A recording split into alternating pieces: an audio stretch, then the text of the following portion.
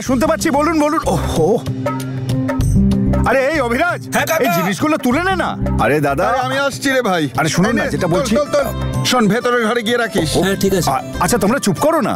হ্যাঁ হ্যাঁ দাদা, যেটা বলছি আমি সমস্ত জিনিসপত্র নিয়ে নিয়েছি, আপনি শুধু ভেন্যুতে এসে আমার সাথে দেখা করুন। সামনে কি হয়েছে মা, এটা দেখো। আচ্ছা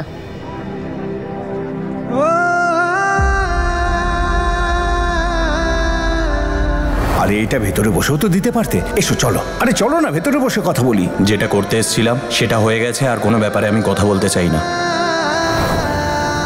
কোন মুখ নিয়ে ভেতরে যাব?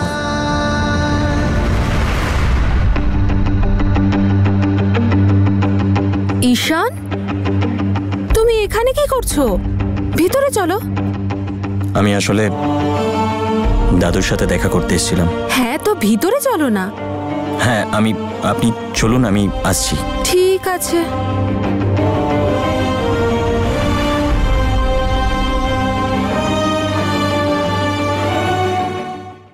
কি ঈশান এখানে এসেছে কেন?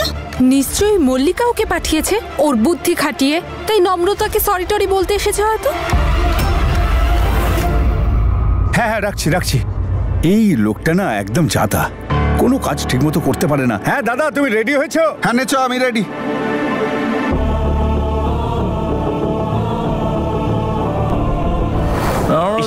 ডান্স কর না। ছেড়ে দে ওকে। ঈশান, আরে ডান্সই তো করতে বলছি। নমস্কার।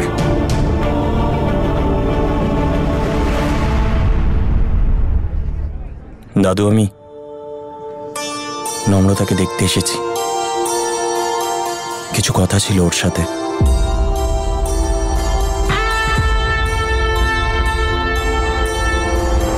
এই দেখুন, দেবী মাতা তো এনাকে আশীর্বাদ দিয়েই দিলেন।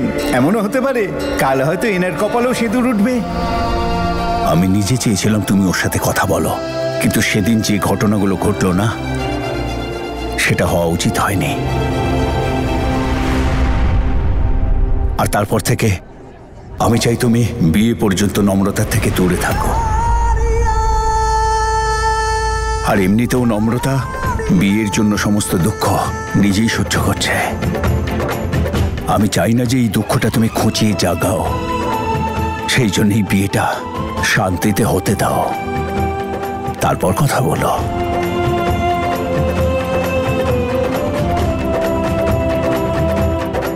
এখন এসো তুমি।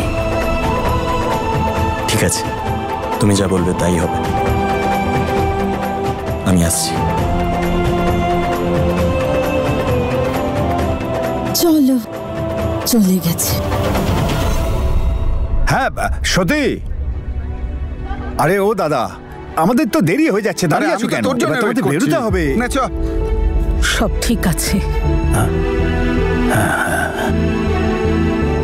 হে উপরওয়ালা, তোমার কাছে দেরি হলেও ন্যায় বিচার হয়। এমন কিছু একটা করো যাতে আমার নম্রতার জীবনও সুন্দর হয়। ওদের দুজনের মধ্যে যত ভুল বোঝাবুঝি আছে সব দূর করে দাও তুমি। আমার দুই মেয়ে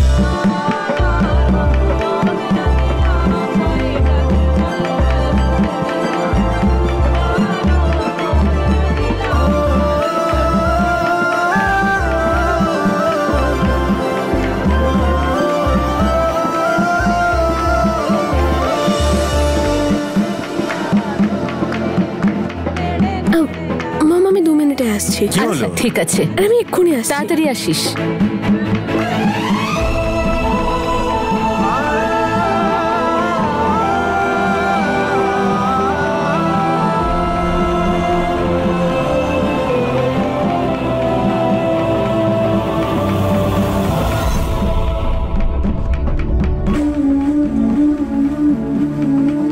নম্রতা,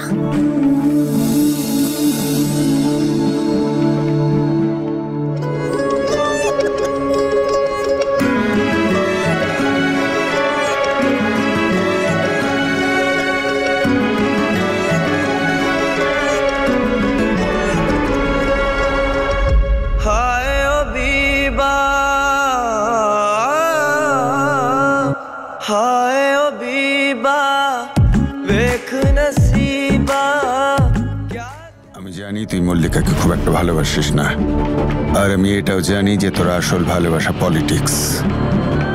মল্লিকা তো শুধু তোর লক্ষ্যে পৌঁছানোর সিঁড়ি মাত্র, কিন্তু এবার এই মুহূর্ত থেকে তোকে মল্লিকার ভালো করে খেয়াল রাখতে হবে। Dad, I know that. আর রণধীর আঙ্কেলের মৃত্যুর পর তো আমরা ডেঞ্জার জোনে আছি। জানি না কখন সত্যিটা সবার সামনে চলে আসে। সেটারই তো চিকিৎসা করছি। যতক্ষণ মল্লিকা আমাদের সাথে আছে, আমাদের কেউ কোনো ক্ষতি করতে পারবে না, না ওই ঈশান আর নম্রতা, আর না আমরা যার কথায় উঠি বসি সেই ম্যাডাম। এরা কেউই পারবে না।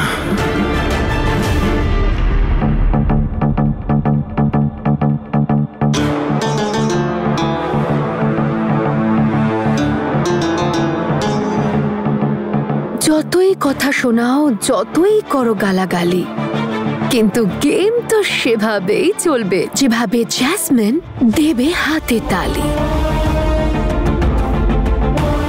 যাক বাবা, সবকিছু প্ল্যান অনুযায়ী চলছে। আজ যখন নূরের বিয়েটা অদিতের সঙ্গে হয়ে যাবে, তখন ওকে আমি প্রুফ করে দেব যে আমি ওকে কতটা ভালোবাসি।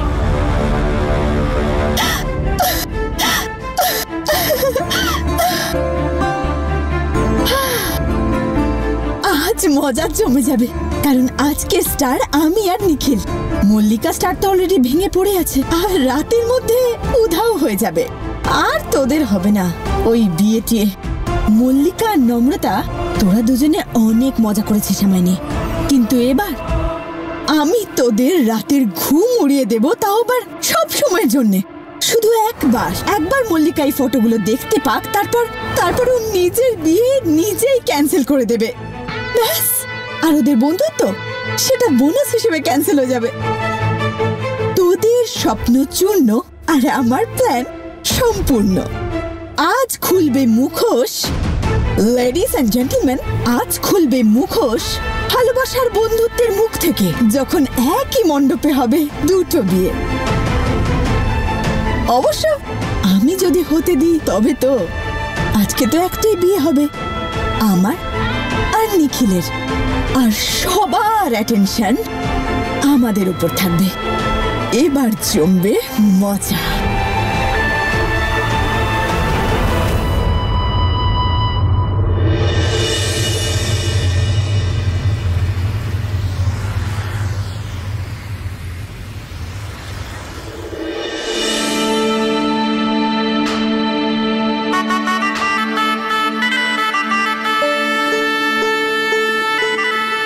আচ্ছা, হলুদ লাগিয়েছিস তো ভালো করে? হ্যাঁ দিদা। এবার নারকোলে লাল সুতো বেঁধে উপরওয়ালার নাম করে ওটাকে মণ্ডপের মাঝখানে রেখে দে।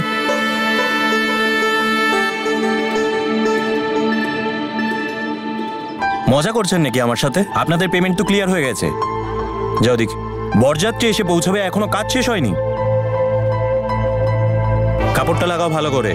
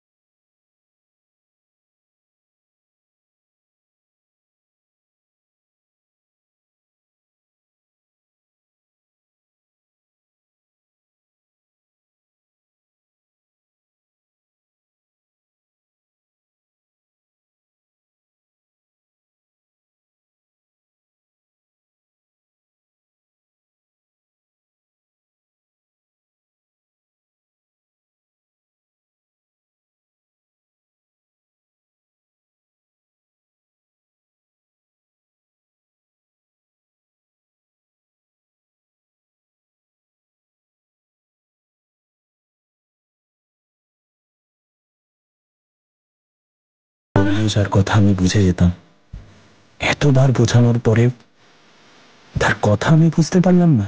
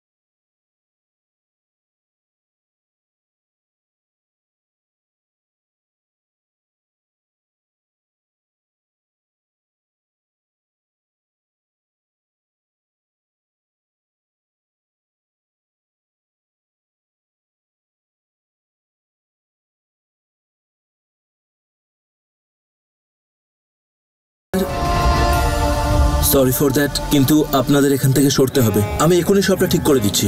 ঠিক আছে। আরে ভাই, তুই ওই দিকটা দেখ না।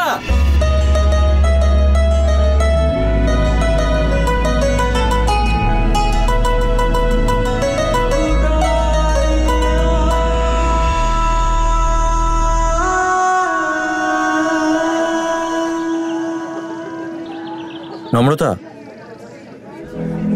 दिन है तू तरंग है मेरा, तू ही सुबह हो शाम। মল্লিকার বিয়ের পর কথা হবে। हो दे मेरे हर दिल कर देती, অবশ্যই হবে।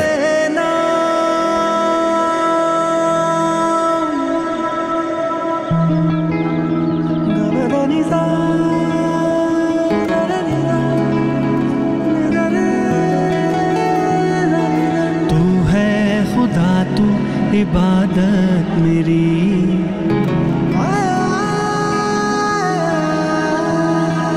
तू है खुदा तू इबादत मेरी, तू है मोहब्बत तू किस्मत मेरी। बारियां बारियां जान बारियां, बारियां बारियां जान बारियां, हारियां हारी तुझ पे दिल हारियां, संग तेरे उम्र भर लवा उड़ारियां, संग तेरे उम्र भर लवा उड़ारियां, उड़ारियां उड़ारियां। थैंक यू উপরওয়ালা, থ্যাংক ইউ সো মাচ। মনে হচ্ছে এবারে মল্লিকার নূরের বিয়ের পরে সবকিছু ঠিক হয়ে যাবে।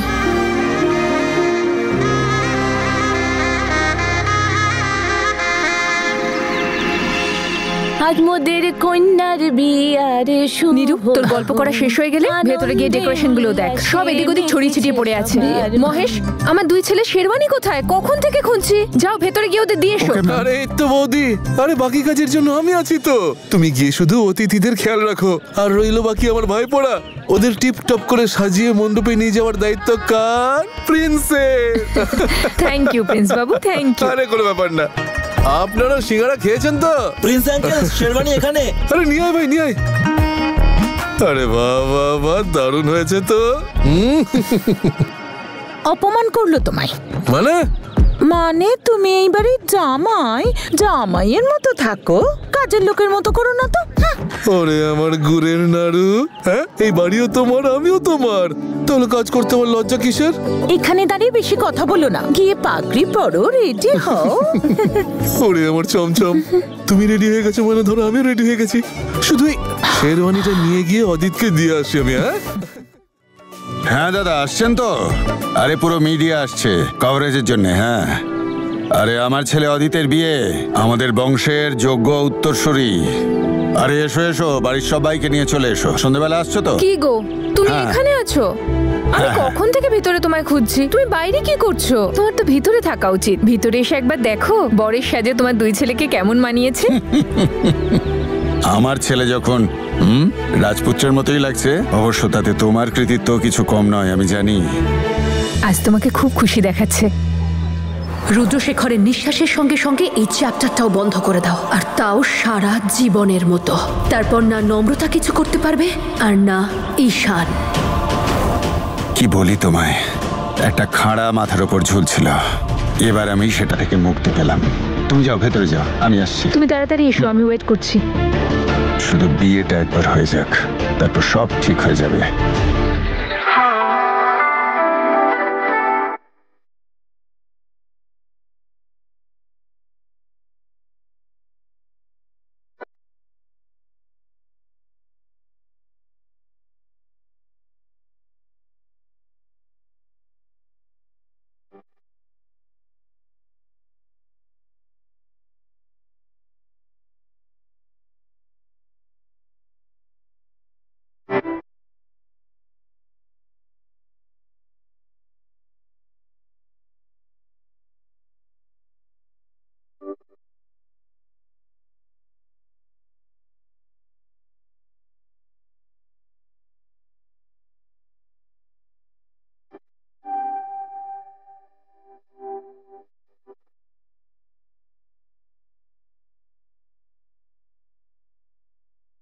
তুই আমার কথা শোন, মল্লিকাকে বিয়ে কর, নিজের জন্য নয়, নিজের পলিটিক্যাল ক্যারিয়ারের জন্য।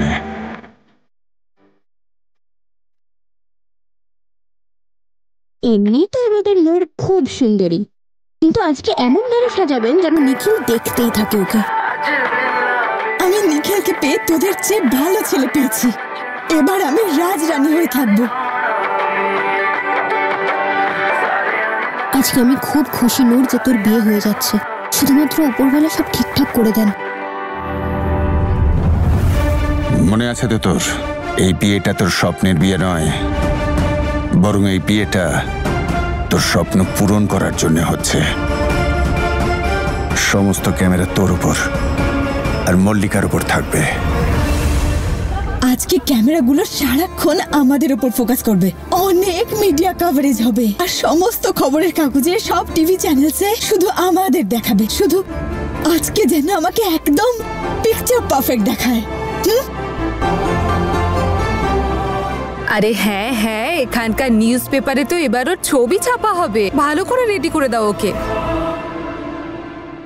কিন্তু নূর, ছেলেটার ফোকাস যদি শুধু ভালোবাসার দিকেই থাকে তাহলে ওর আর কোনো ফোকাসের দরকার পড়ে না। তুইও তোর পুরো ফোকাস নিজের ভালোবাসা আর নিখিলের উপর রাখ। তাছাড়া আর কিচ্ছুতে কান দিবি না, তুই না কিছু ভাববি। সব ইভেন্টস বা সব ফাংশনকে আনন্দ করে কাটাবি, কিন্তু তোর ফিউচার হাজবেন্ডের ওপর পুরো ফোকাস রাখবি, ঠিক আছে?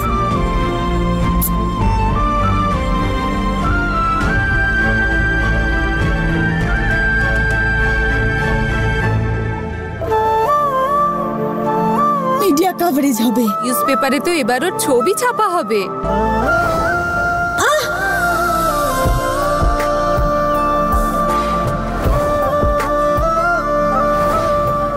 নম্রতা, মল্লিকার বিয়ের পর কথা হবে।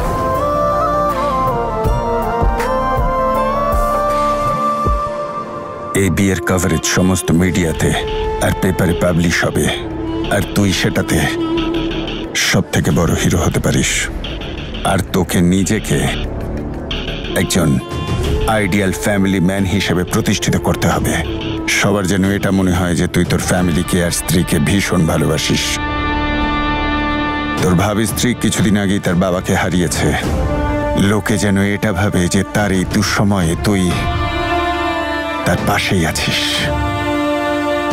মিডিয়া এইসব খবর খুব বড় করে ছাপে। এ বিয়েকে কেন্দ্র করে তুই পাবলিকের চোখে পুরো হিরো হয়ে উঠবি, বুঝলি? মনে রাখিস কথাটা। এতদিন ম্যাডাম ভাবছিল যে সমস্ত ক্ষমতা তারই হাতে, শুধু বিয়েটা হয়ে যাক, তারপর তাকে বুঝিয়ে দেব।